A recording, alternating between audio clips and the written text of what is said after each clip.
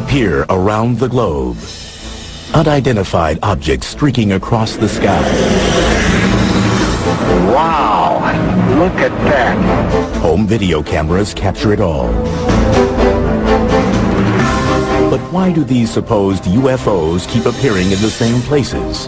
Mexico, Brazil, even United States nuclear bases. Is it a coincidence?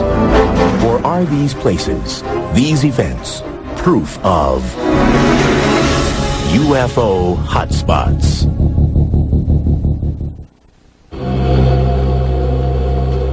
Sao Paulo, Brazil, 1988. Gulf Breeze, Florida, 1988. Las Vegas, Nevada, 1990. Mexico City, Mexico, 1991. Wow! Whatever it is, it's something strange. What do all these cities have in common? There are so many UFO sightings reported in these places that they are all considered to be UFO hotspots. A UFO hotspot would be an area that represents a high number of sightings of abnormal or unusual aircraft that are unidentifiable. It's been long recognized that UFO sightings tend to come in waves. In other words, there's an area of the country or the world where the number of UFO sightings increases for some unknown reason. There are theories about why these areas seem to attract UFO attention. To some, the reason is the natural forces of the Earth, like volcanoes and earthquakes. The UFOs appear to be observing us. Well, the UFOs have come to certain spots because of what's going on at the time. One of the things that seems to stimulate UFO activity is a major disruption in the Earth. Still others believe that human behavior is at the root of these sightings. One of the things that has to do with hotspots is that once somebody notices something, then others are going to look also. That you may not pay much attention to your surroundings. Someone says, gee, last night there were 3 mysterious lights went by. The next night you're going to be watching, and there's a much better chance that you're going to see them than if you're just sort of walking along looking at your feet. According to the National UFO Recording Center, there have been more than 13,000 UFO sightings in the United States since 1990, making such places as the mysterious Area 51 in Nevada, Washington State, and Florida UFO hotspots. Still, with reports of UFOs coming in from as far-flung locales as Quito, Ecuador, Haifa, Israel, Stuttgart, Germany, and Sydney, Australia, America doesn't seem to be the only place getting these unexplained visits. Many people don't realize that UFOs are not seen only in the United States. They're seen all over the world. There are hotspots all over the world. Brazil is one of those hotspots. With 549 sightings, Brazil was second only to the United States in reported UFO activity in 2001. And unlike America, where UFO reports are traditionally met with skepticism, Brazil has a strong tradition of accepting UFO sightings and even publicly conducting government investigations. Generally, South American countries are more open to this type of thing. There are other cultures that are more tolerant of people's perceptions, their emotions. They're more open to events that may be part real, part mystical, and they do not have the same strong norms, you might say, against reporting unusual or paranormal kinds of experiences. We also have to think in terms of the kinds of religions that predominate, in that if you have religions that make opportunity for saints and angels and things like that, the idea of powerful visitors from afar is, I think, much more easy to accept. October 15th, 1957. Brazil is the location for one of the world's first accounts of an alleged alien abduction. Antonio Villas-Boas was a young man. He was driving a tractor in a field. He claimed he saw an object come down out of the sky and land nearby.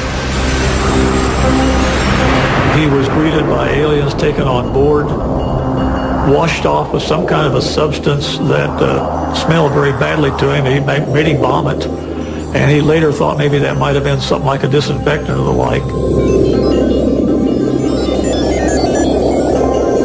While he was in this enclosure, a female alien type came in and had sex with him.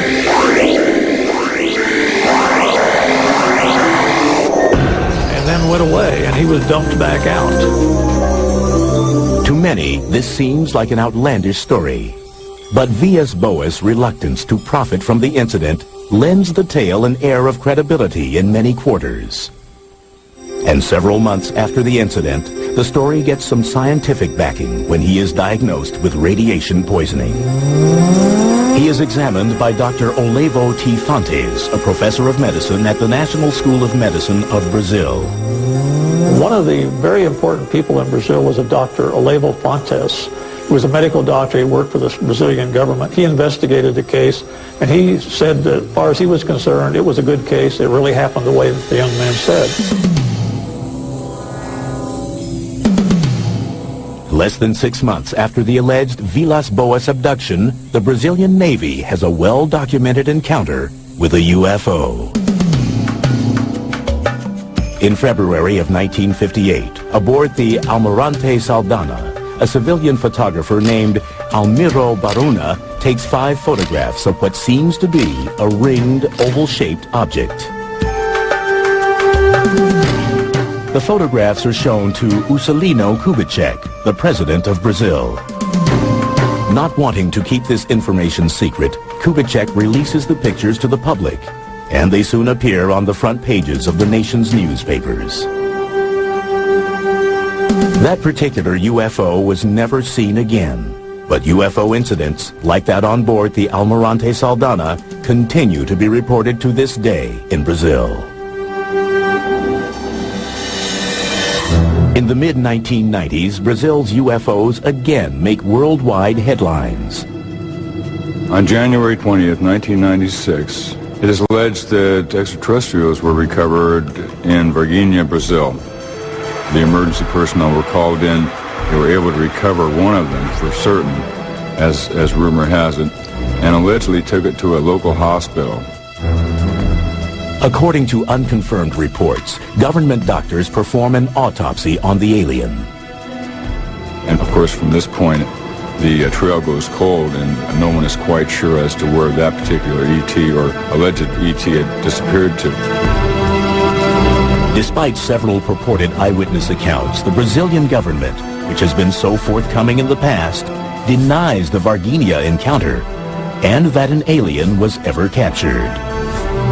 Everything that was in any way connected with this sighting somehow vanished. Ironically enough, after this creature was allegedly recovered, there was a high number of UFO sightings in the area. While most experts doubt the veracity of the Varginha ET incident, the long persistent history of UFO sightings in Brazil is harder to ignore. One curious theory proposes that the ongoing destruction of the Amazon rainforest may be attracting extraterrestrial attention. If you were to look at Brazil from space, Atlanta for CSA CP. you would see that a vast area of that remote land is on fire. They're burning off the rainforest. That's changing the whole ecology of the planet. If you were observing a planet and what's going on there, you would definitely want to look at Brazil. And that seems to be the case.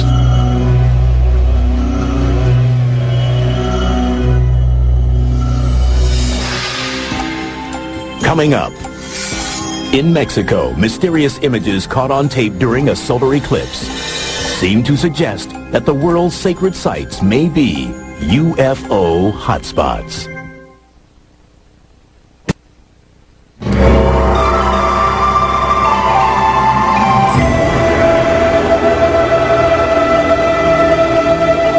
Mexico is a land with a sacred past. A land dotted with pyramids built by the ancient Mayans and Aztecs.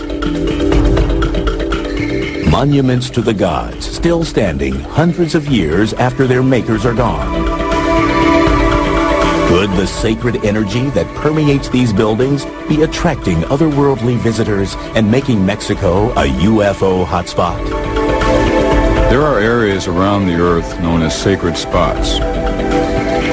And these areas have been known for a large number of sightings of abnormal or unusual aircraft that are unidentifiable. July 11th, 1991. In an event predicted hundreds of years earlier by the Mayans. The longest solar eclipse of the 20th century shrouds Mexico City in midday darkness. Millions of people look towards the heavens, many armed with their video cameras. But their cameras capture more than they expect. People all over the city, Mexico City, were taking videos. And they were getting things that weren't the eclipse. They were getting strange things flying around in the sky. Nearly 20 different people scattered across the city videotape what appears to be a saucer-shaped object floating above the horizon. Theories surface as to what the strange object may be. Once the moon passes directly in front of the sun, of course, it gets quite dark, and you start to see the stars, you can see the bright planets, you can see Venus or any other bright star or planet that happens to be above the horizon at that time. Undoubtedly, that's what a lot of people were seeing. But when all of the different videos shot from multiple locations around the city are analyzed, the images seem to show Venus and the mysterious object as clearly separate entities. Some experts offer another theory. Perhaps the phenomenon is the result of the video cameras themselves, as Mexico's emergence as a UFO hotspot coincides with the proliferation of affordable home video recorders. A camcorder is made with an automatic focus and an automatic aperture control to try to control the amount of light. And so it is not made to focus against a dark background. An automatic camera cannot focus on these objects without seeming to impart motion and changes in shape to it. But many disagree that the sightings were just a trick of the camera and point to subsequent events as proof. Over the course of the next 6 years, more than 1,500 videos and photographs of UFOs surfaced throughout Mexico. Many of the alleged UFO sightings appear near ancient Mayan and Aztec pyramids. One area with a lot of sightings is Tepoztlan, a resort village some 60 miles south of Mexico City. According to UFO researcher Carlos Diaz, 60% of its residents report having seen a UFO. And local air traffic controllers confirm that radar regularly detects unidentified objects over the area.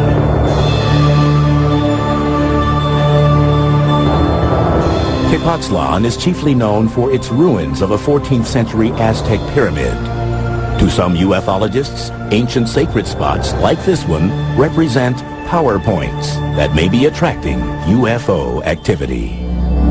There are many power spots around the world where there's certain geological activities and fluctuations in the fields. You might call them vortexes or portals, where there is a lot of UFO activity. Some believe that extraterrestrials have used these portals to enter our world, and also that they may have actually been responsible for the construction of some of the world's ancient sacred sites, including the Great Pyramid in Giza, Egypt.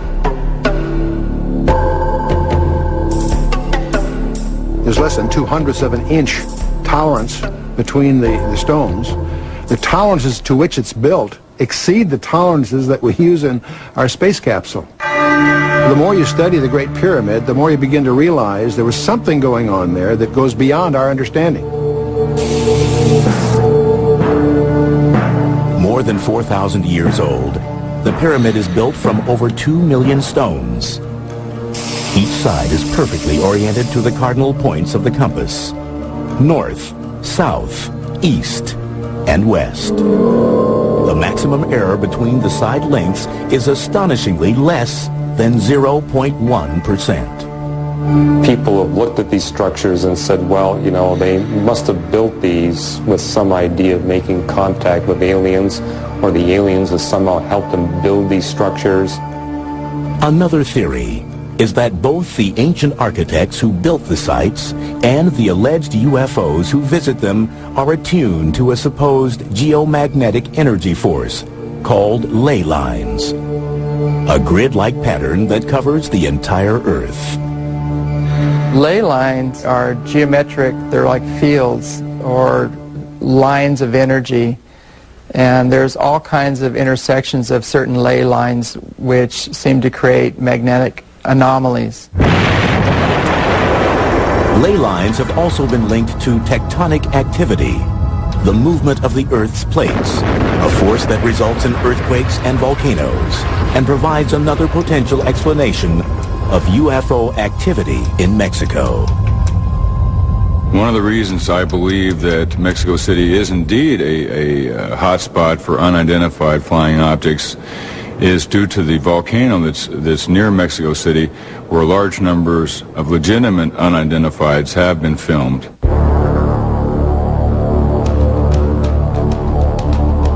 UFOs have frequently been reported near Popocatépetl, Mexico's Smoking Mountain. They've been keeping a camera on that mountain ever since it started erupting, and they've been finding in those pictures very clear disc-shaped objects. Now, some people have tried to explain them as rocks that are blasted out of the volcano, and they take an aerodynamic flight path and look like there's something flying when they're not. That's pretty hard to believe when you see the direction they actually go. They come down and toward the mountain rather than going up from the mountain. Why would UFOs hover over volcanoes? One theory proposes that high levels of hydronium ion, also called H3O, are typically found in places with increased geological activity, like volcanoes.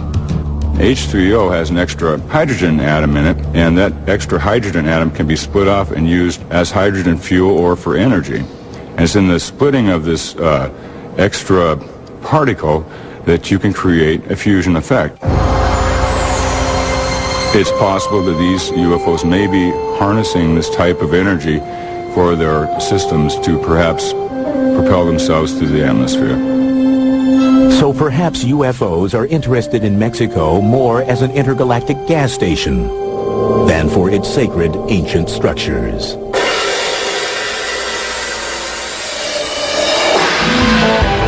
Coming up next, 10 of America's nuclear missiles suddenly shut down as a glowing disk hovers above Malmstrom Air Force Base.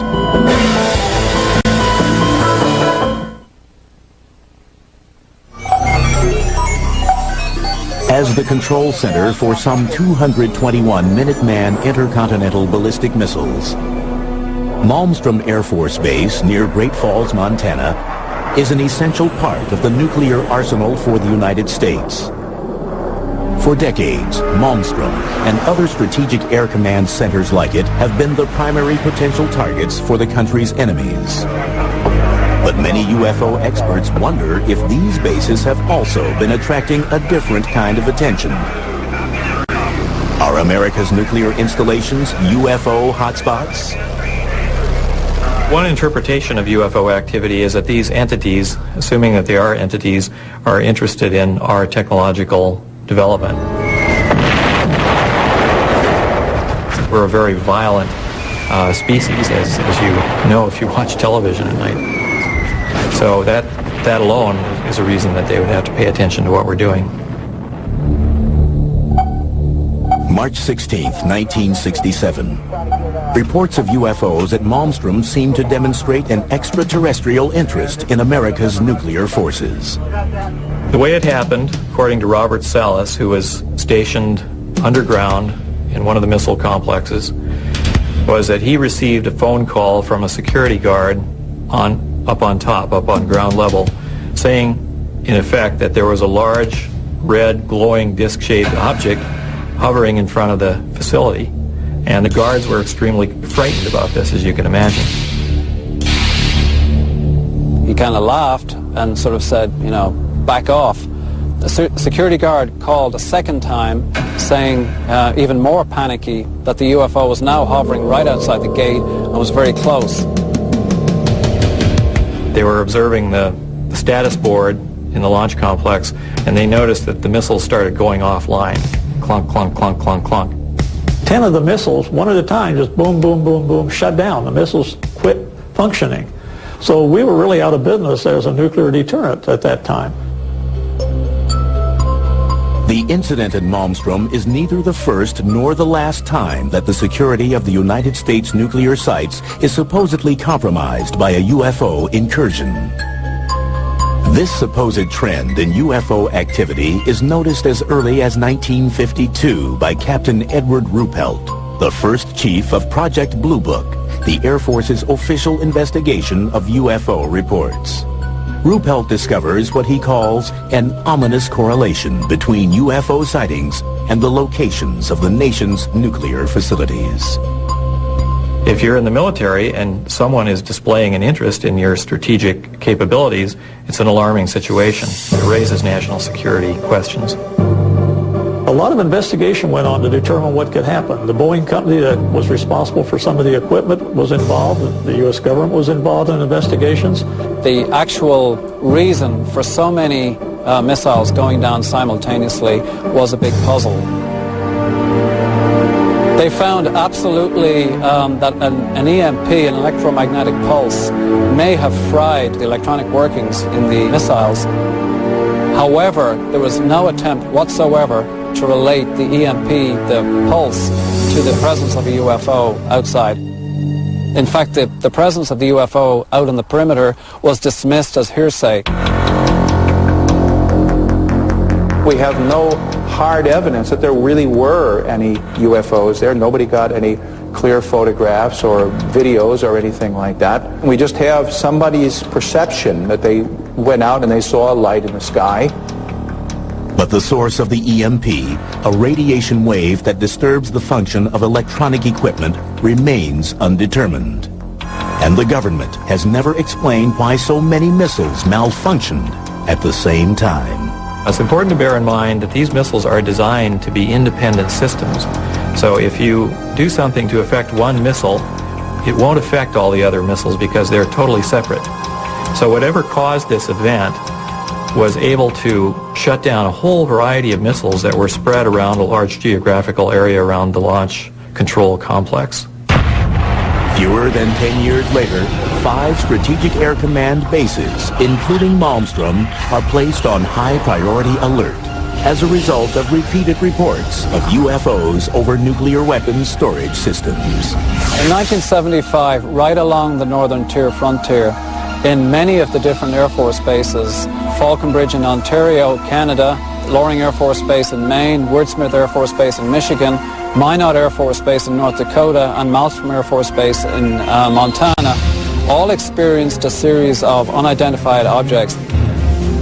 Some of these were explained away as helicopters, some of them were explained away as unidentified aircraft, some of them were called UFOs, but the general theme was that Air Force space was being violated at random by a series of aircraft that should not have been there.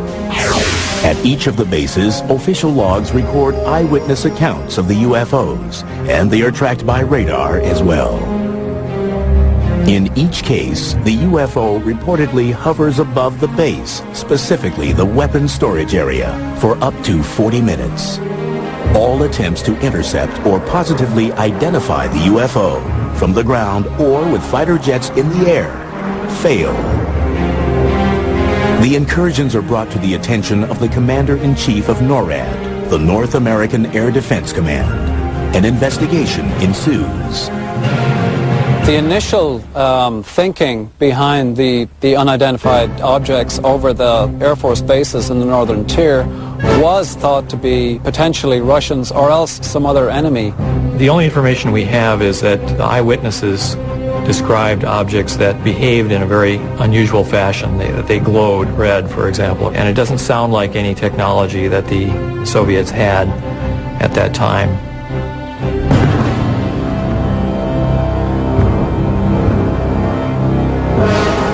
Another theory is that the UFO incursions were a type of readiness self-test to check the security of the bases in the event of an attack. But if it was a test, the bases performed poorly. The Air Force personnel were completely at sea as to what was happening. They were actually calling the law enforcement people in Great Falls, Montana for help because unidentified aircraft were buzzing them in missile-controlled silos. They had no idea what was going on. Aside from acknowledging that unexplained events have occurred at the northern tier bases, the U.S. government remains characteristically silent on the question of whether American nuclear installments are indeed UFO hotspots. To my knowledge, there's no published report explaining what happened. It's simply a mystery. And as far as the government is concerned, it can remain a mystery. According to the Air Force fact sheet on UFOs published in 1996, no evidence has been presented to indicate that further investigation of UFOs by the Air Force or other government agency is warranted. But for some, the base sightings are not quite as open and shut a case as the government would have us believe. We think the reason that the military tend to downplay this whole phenomenon is because the Department of Defense, by definition, needs to defend.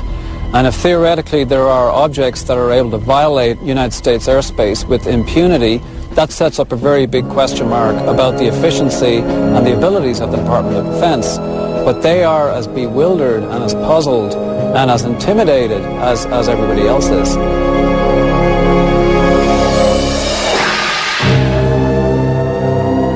Coming up, amazing photographs and multiple sightings in Gulf Breeze, Florida divide the UFO community. Is it a hotspot or an elaborate hoax?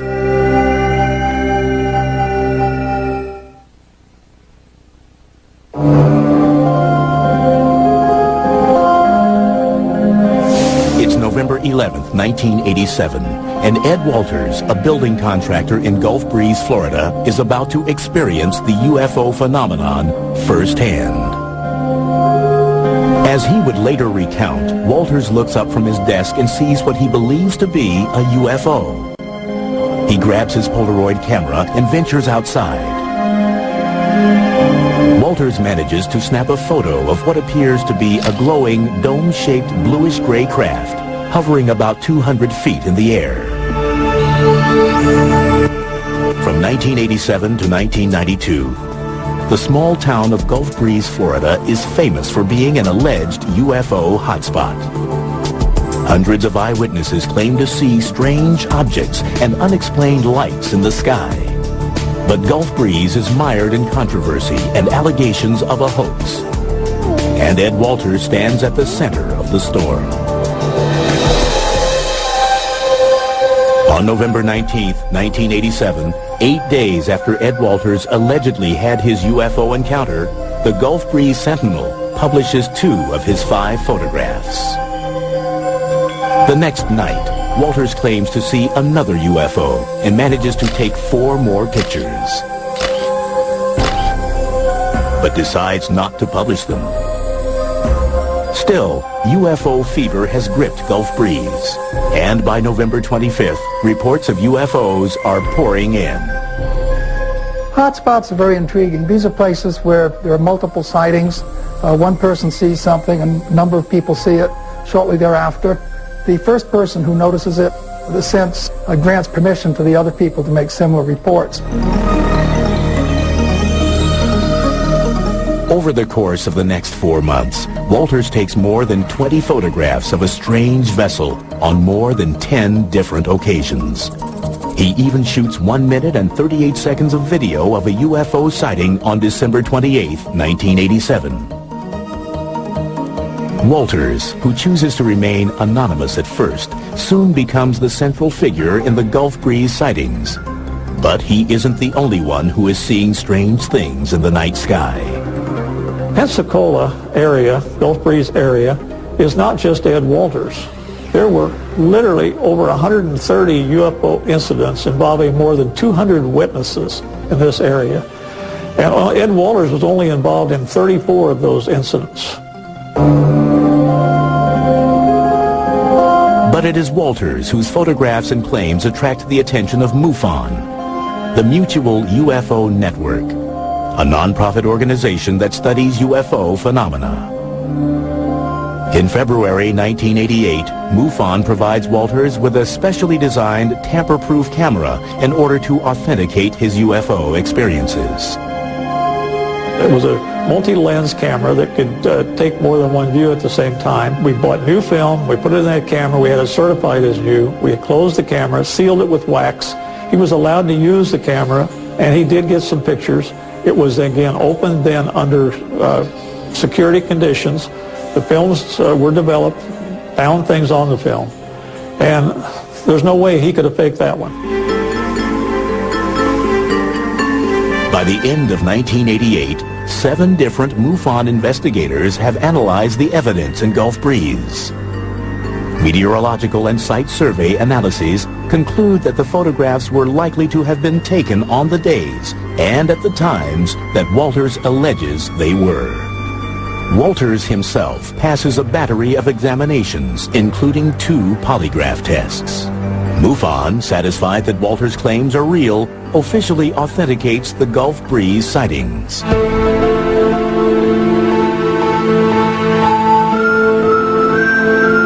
But in 1990, new doubts surface regarding the Ed Walters case.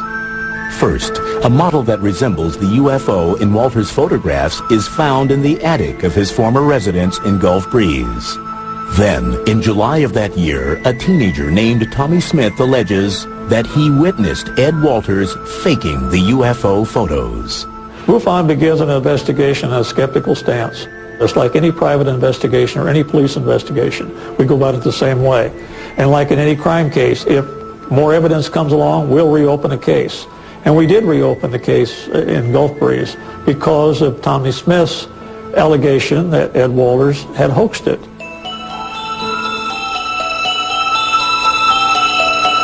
MUFON sends 2 new investigators, Rex and Carol Salisbury, to Gulf Breeze. The Salisbury's findings indicate that Ed Walters doctored the photographs, particularly one called Photo 19. That shows the reflection of a UFO on the surface of a road. The Salisburys believe that the photo was most likely made by using a small model and double exposure. But their conclusions are rejected by MUFON. They believed that the other sightings at Gulf Breeze were real. They stated that in their reports. They just didn't believe Ed Walters. Basically, MUFON fired them and sent somebody else in to authenticate, quote-unquote, the sighting. The new investigator, named Gary Watson, questions the veracity of Tommy Smith's testimony. He also alleges that the model UFO found in the attic of Walters' former home was planted by someone who wanted to discredit Walters. Watson concludes that Ed Walters' photos and story are true. Despite the controversy over the Walters sightings, reports of a new UFO begin to emerge in Gulf Breeze. Instead of looking like ships or vessels, the new sightings are characterized differently. There were various kinds of lights that were seen. Big red globes, little white lights, some lights that maneuvered, some hovered, some shot away, some just disappeared. Wouldn't you know it? From 1990 through 1992, residents of Gulf Breeze see the strange lights so often that they give them a nickname, Bubba. They organize sky watches, and by 1992, there are 170 recorded UFO sightings of Bubba. But then, in 1992, the lights disappear as mysteriously as they had appeared 2 years earlier. The lights have never been explained, and the Ed Walters case still divides the UFO community. Although strange lights are still occasionally seen in Gulf Breeze, it is no longer considered to be a UFO hotspot. Whatever supposedly was going on in Gulf Breeze, it's not going on anymore. Oh, look at that. Look at that. Oh, it doubled. There it goes. It's doubling. Up next, a Washington state man claims to be living in the middle of one of the world's major UFO hotspots.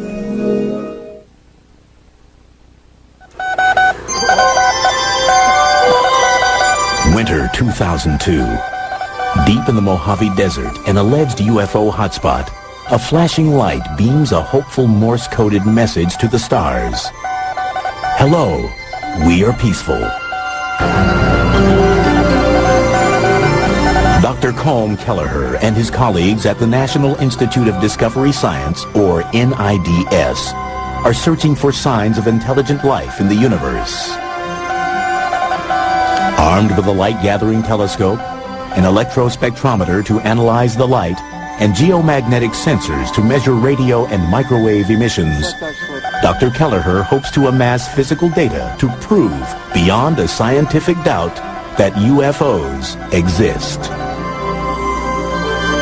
The primary focus is to try to get physical data with respect to UFOs, and I think only a person who's been working in this field for quite a while would appreciate the absolute difficulty in getting physical data on UFOs, because you never know when they're going to appear, you never know how long they're going to stay, and you never know why they would appear in a particular place.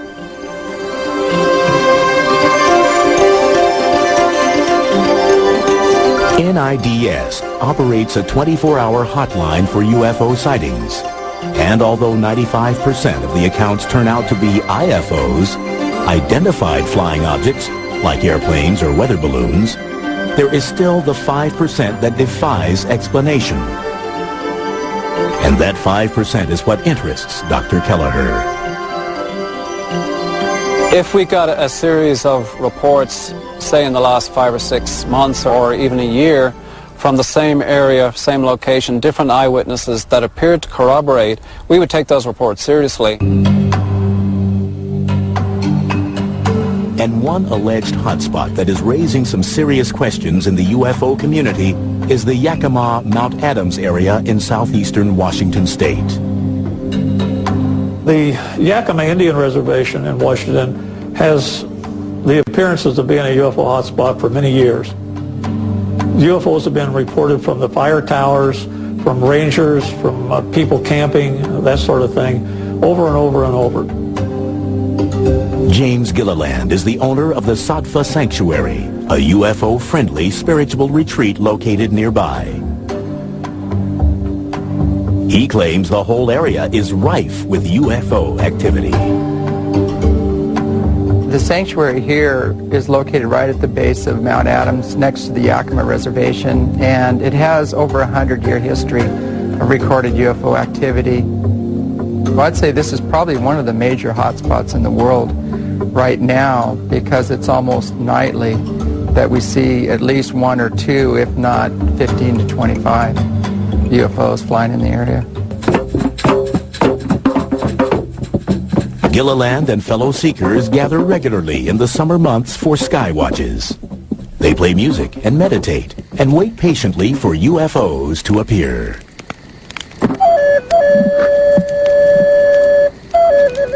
They're looking for people that are very spiritually aware, that have kind hearts, that love people, love humanity and the earth, and those are the ones that will be ambassadors to bring forward their message, because those people have risen to the occasion. As Gilliland and others see it, the anomalous lights that appear above his property exhibit both intelligence and intent. What these ships are doing, they're inquisitive, they're morphing, they're responding to lights, they're responding to the telepathic messages of those people on the ground. Whoa! There we go. We got it. That was a good one. We actually have some that morph from a round object to a triangle when we draw a big triangle in the sky, and then it goes back to a round object and then leaves again with multiple witnesses. When you're talking about lights in the sky, it's very difficult to say what causes them. Are they natural phenomena or are they not? When they seem to fly into an area, stop and react to people yelling or to flashes of light or something else, what causes the reaction? Do natural phenomena do that? One theory proposes that the lights in the sky are not doing anything, but the observer's eyes are. Something called the autokinetic phenomenon. The eye literally cannot focus properly on a single bright point source of light against a dark background, and so it seems to bob around, move around, wiggle, zigzag. All these things are perfectly normal behavior, but it's the behavior of your eye. It's not the behavior of the object itself. Trick of the eye or not, some believe that Gilliland's role at the center of the UFO activity that surrounds his home is characteristic of all of the areas deemed a hotspot. We've investigated in a couple of quote-unquote hotspots, and we are beginning to realize that any of the areas that we focus on usually has a single individual in that area who becomes a lightning rod for multiple reports from the community. When you have a charismatic leader or somebody who's identified as an authority on UFOs, people will go where that leader says the UFOs are to be found, and there'll be more people watching, and you'll have more sightings reported in those areas. But it's a psychological, sociological kind of a thing. It's not related any way to what's actually up there. The major portion of people that are coming here are more aligned to trying to understand the experience on a more spiritual nature, but we do have a lot of, we call them looky-loos, that are coming just to try to see one.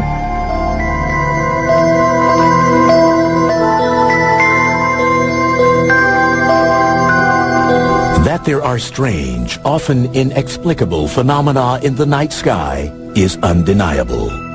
But just what these phenomena are, and whether they tend to cluster in time and place to form UFO hotspots, is open to debate. As far as the skeptics are concerned, on every level, you cannot instill want into another being. You can't get them to open their eyes or look at what's obvious.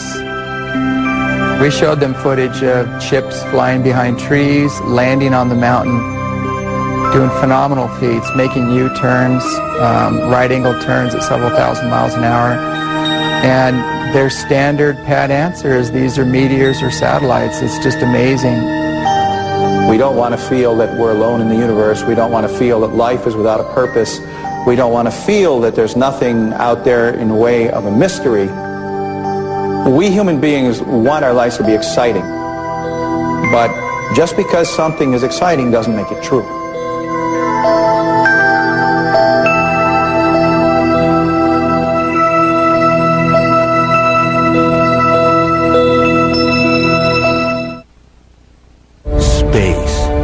Final frontier. Will we ever colonize it like we do in the movies? What are the dangers that lie in wait for us? Join us for an entire weekend as we separate science fiction from science fact. Final Frontier Weekend. Tonight at 8 p.m. as only the History Channel can bring you.